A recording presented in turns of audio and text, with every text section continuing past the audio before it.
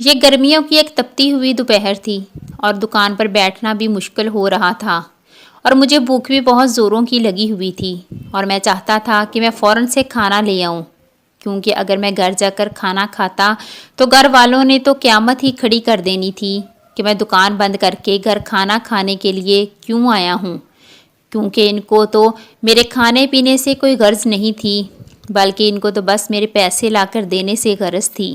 اس لیے میں نے سوچا کہ میں دکان بند کر کے قریب کسی ہوٹل سے کھانا پکڑ کے لے آتا ہوں۔ ابھی یہی ارادہ کر رہا تھا اور میں دکان سے اٹھا، اور جیسے ہی شٹر نیچے کیا تو ایک بچی سامنے سے مجھے آتی ہوئی دکھائی دی۔ اس کے ہاتھ میں ایک ٹرے تھی جس میں شاید کھانا ڈھانپا ہوا تھا۔ وہ کھانا لے کر میرے پاس آ گئی اور اس نے کہا کہ یہ اماں نے آپ کے لیے بھیجا ہے۔ میں نے اس کا شکریہ ادا کیا اور میں دکان پر بیٹھ کر اطمینان سے کھانا کھانے لگا، کیونکہ مجھے بھوک بہت زیادہ لگی ہوئی تھی، اور وہ بچی روز آ جاتی اور کھانا دے کر چلی جاتی۔ مجھے اتنے دن میں یہ سوچنے کی توفیق نہیں ہوئی کہ اس کی ماں میرے لیے کھانا کیوں بھیجتی ہے۔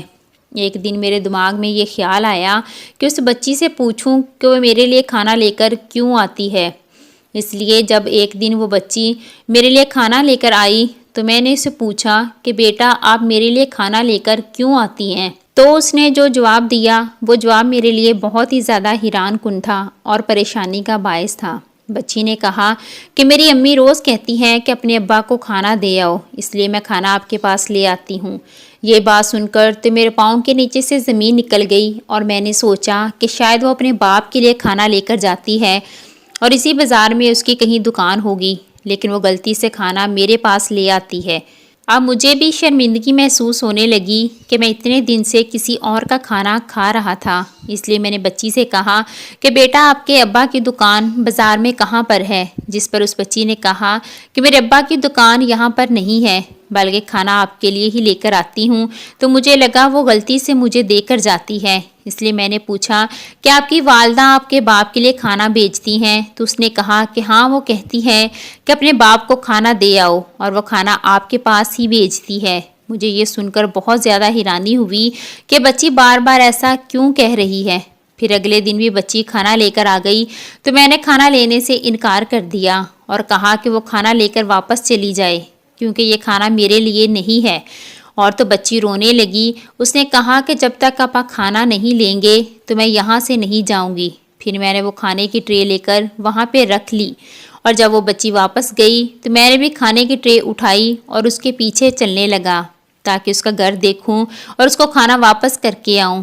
اور جیسے ہی میں نے دروازے کے پاس پہنچا تو میں نے ڈور بیل پر ہاتھ رکھا تو دروازہ کسی لڑکی نے کھولا۔ تو میں نے کہا کہ یہ بچی روزانہ کھانا میرے پاس لے آتی ہے، شاید غلطی سے دے آتی ہے، کیونکہ وہ اپنے باپ کے لیے کھانا لے کر جاتی ہے اور غلطی سے میری دکان پر چھوڑ آتی ہے۔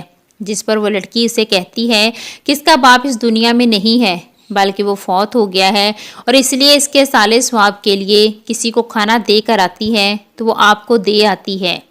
یہ سن کر مجھے شرمندگی ہوئی اور میں کھانا لے کر واپس آ گیا اور وہاں دکان پر رکھ دیا، اور میرا دل بہت زیادہ بوجھل ہو رہا تھا، اس لیے میں اٹھ کر گھر چلا گیا۔ جب گھر گیا تو میری سوتیلی ماں نے پیسوں کا مطالبہ شروع کر دیا۔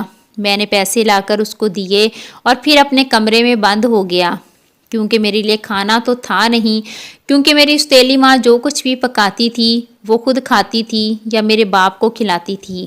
میرا باپ بھی فالج کا مریض تھا، اور مجھے تو خود یاد نہیں کہ میری سکی ماں کا انتقال کب ہوا۔ میرے باپ نے دوسری شادی کر لی تھی، اور اب ان کو فالج کا اٹیک ہو گیا تو وہ بستر پر جا لگے، اور میں اس وقت بہت کم عمر تھا، لیکن میری سوتیلی ماں نے مجھے کہا کہ تعلیم چھوڑ کر دکان پر بیٹھوں، اس لیے میں نے تعلیم کو خیر بات کہہ دیا، اور 15 سال کی عمر سے ہی میں دکان سنبھالنے لگا، اور دکان سنبھالتے سنبھالتے آج میری عمر 25 سال کی ہو گئی تھی، اور میری سوتیلی ماں کو بس میرے پیسوں سے غرض تھی۔ اس لیے اگلے دن جب میں اٹھا تو میری سوتیلی ماں نے کہا کہ تم دکان سے جو بھی کماتے ہو تو گھر کے خرچے میں جاتا ہے، اگلے مہینے تمہاری بہن پڑھائی مکمل کر کے آ رہی ہے، اس لیے میں اس کی شادی جلدی کرنا چاہتی ہوں۔ وہ مسٹیری بہن تھی اور میری ماں کی بہت چہیتی تھی، اور کسی یونیورسٹی میں شہر میں ہی پڑھتی تھی۔ جب وہ کبھی کبھار یہاں پر آتی تو مجھے بلانا پسند نہیں کرتی تھی۔ میری ماں نے مجھے کہا کہ مجھے اکٹھے 10-15 لاکھ چاہیے تاکہ میں اپنی بیٹی کی شادی کر سکوں۔ میں اسی طرح دکان پر چلا گیا کیونکہ میرے پاس اتنی بڑی رقم نہیں تھی، اور دکان پر بیٹھا یہ سوچ رہا تھا کہ میری استیلی ماں کو میری بہن کی شادی کا تو خیال آ گیا، جو کہ عمر میں مجھ سے بہت چھوٹی ہے، لیکن میری شادی کا خیال ان کو ذرا بھی نہیں آیا۔ اب یہی سب کچھ سوچ رہا تھا کہ وہ بچی کھانا لے کر دوبارہ آ گئی اور میں نے اسے کھانا لے کر وہاں رکھ دیا اور سوچنے لگا یہ عورت کتنی باوفا ہے جو اپنے شوہر کے مر جانے کے باوجود بھی اس کے سالِ ثواب کے لیے کھانا دیتی ہے، اور میری استیلی ماں کس طرح کی عورت ہے جو کہ صرف پیسوں سے غرض رکھتی ہے اور جس کو رشتے نبھانے بھی نہیں آتے۔ ابھی میں یہی سوچ رہا تھا کہ وہی عورت اس بچی کو اٹھائے ہوئے گلی سے گزرتی ہوئی دکھائی دی۔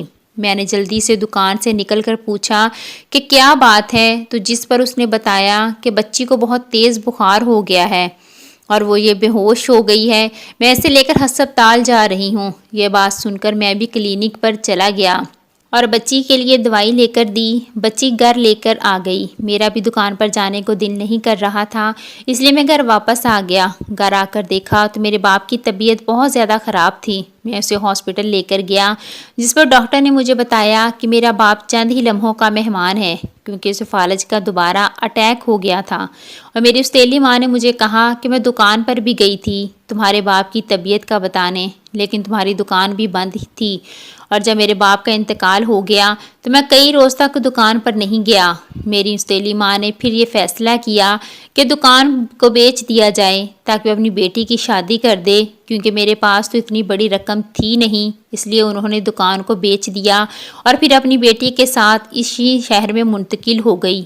اور جاتے جاتے انہوں نے ایک دھوکہ مجھے اور دیا کہ وہ گھر بھی بیچ کر چلی گئیں، اور مجھے تو اس بات کا پتہ ہی نہیں تھا۔ جب مالک مکان نے گھر خالی کروایا تو مجھے اندازہ ہوا، اور دکان خالی کرنے میں بھی صرف 2 دن باقی تھے، اور میں جا کر دکان سے سامان سمیٹنے لگا کہ وہ بچی پھر سے آ گئی اور کہنے لگی، انکل آپ کہاں چلے گئے تھے؟ میں روز آپ کے لیے کھانا لے کر آتی تھی۔ اس پر میں نے اسے بتایا کہ یہ دکان میری نہیں رہی کیونکہ میں یہ دکان بیچ چکا ہوں، جس پر وہ بچی دوبارہ گھر واپس چلی گئی، اور پھر دوبارہ سے جب واپس آئی تو اپنی ماں کا پیغام لے کر آئی کہ آپ نے اس دن کہا تھا کہ آپ ہمارے ساتھ چائے پئیں گے، تو میں نے سوچا کہ چلو اس دن کا ادھار بھی چکا دیتا ہوں، تو میں ان کے گھر چائے پینے کے لیے چلا گیا۔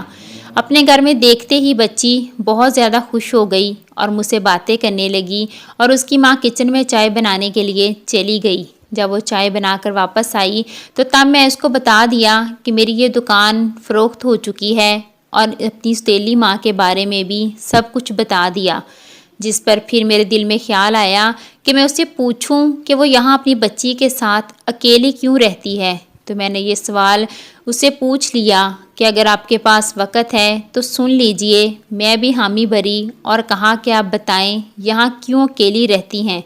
پھر جب اس نے بتایا کہ میں جب بہت چھوٹی تھی تو میرے والدین کا انتقال ہو گیا، تو اب میری پرورش کی ذمہ داری میرے چاچا نے لے لی، لیکن میں اپنی چاچی کو ایک آنکھ نہیں بھاتی تھی۔ انہوں نے 4 سال کی عمر پر ہی مجھے گھر کا کام کروانا شروع کر دیا اور مجھے بہت زیادہ مارتی تھیں۔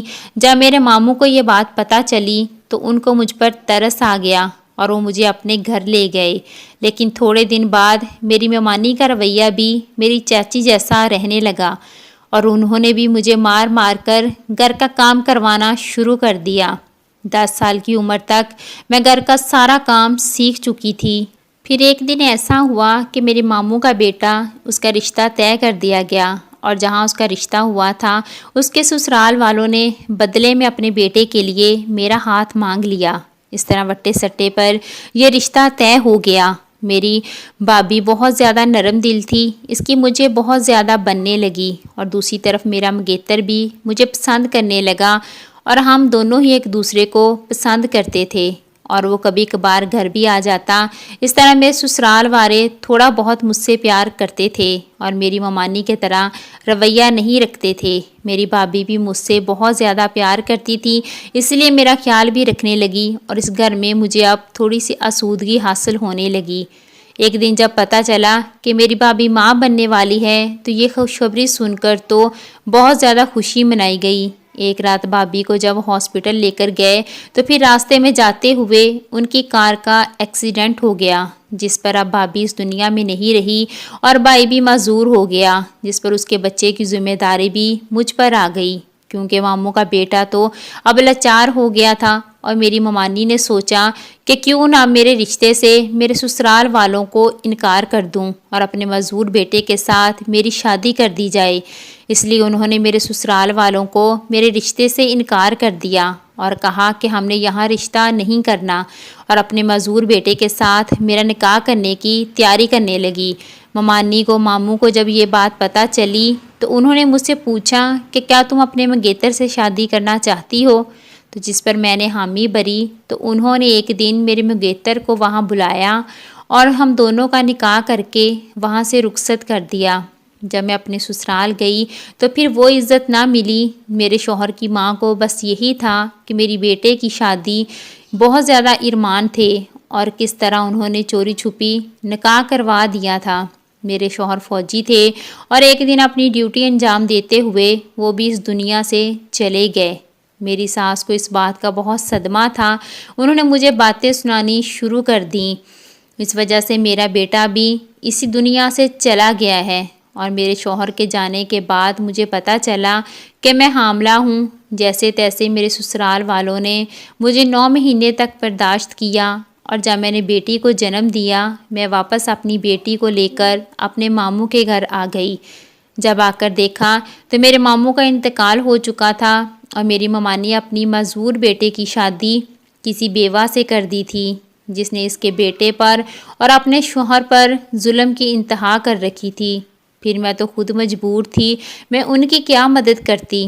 اس لیے میں اپنی بیٹی کو لے کر وہاں سے آ گئی اور یہاں اس محلے میں کرائے پر مکان لے لیا اور اپنی شوہر کی پینشن پر گزارا کرنے لگی۔ اس عورت کی کہانی سن کر مجھے لگا کہ وہ تو مجھ سے بھی زیادہ مجبور اور دکھی ہے، اس لیے میں وہاں سے جب آنے لگا تو بچی نے میرا ہاتھ پکڑ لیا اور کہا کہ انکل آپ کے پاس بھی تو گھر نہیں ہے، آپ ہمارے ساتھ یہاں رہ لیں۔ میں نے بچی کی بات سن کر اس کی ماں کی طرف دیکھا جس کی آنکھ میں آنسو تھے، پھر میں نے بچی کا بھی سوچ کر اس کی ماں کے سامنے نکاح کی پیشکش رکھ دی، کیونکہ اس کو بھی سہارے کی ضرورت تھی اور مجھے بھی سہارے کی ضرورت تھی، اور بچی بھی میری صورت میں اپنے باپ کو دیکھ رہی تھی، جس پر ہم دونوں نے ہی نکاح کر لیا تھا کہ بچی کا مستقبل بھی سنور جائے۔ اگر آپ لوگوں کو یہ کہانی اچھی لگی ہو تو میرے چینل کو سبسکرائب کر کے ویڈیو کو لائک ضرور کریں تاکہ آئندہ تمام کہانیوں کے نوٹیفیکیشن آپ کو ملتے رہیں۔